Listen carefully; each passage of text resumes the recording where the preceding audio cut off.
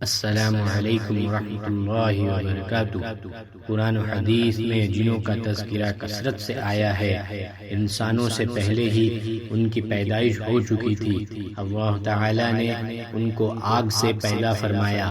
ایک طویل زمانے تک وہ زمین میں آباد رہے، پھر انہوں نے فساد مچانا اور خون بہانا شروع کیا، تو اللہ تعالی نے فرشتوں کے ذریعے انہیں سمندر کے جزیروں اور دور دراز پہاڑوں کی طرف بھگا دیا۔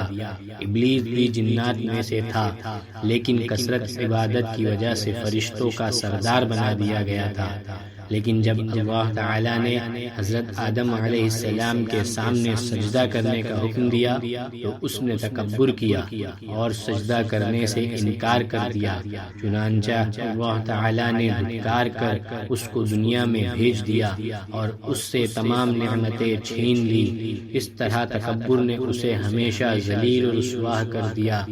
حضور صلی اللہ علیہ وسلم اس دنیا میں انسان و جنات دونوں کی ہدایت و رہنمائی کے لیے بھیجے گئے تھے۔ چنانچہ احادیث میں جنوں کو اسلام کی دعوت دینے کا ذکر موجود ہے، اور قرآن کریم میں جنات کی ایک جماعت کے ایمان لانے کا بھی تذکرہ موجود ہے۔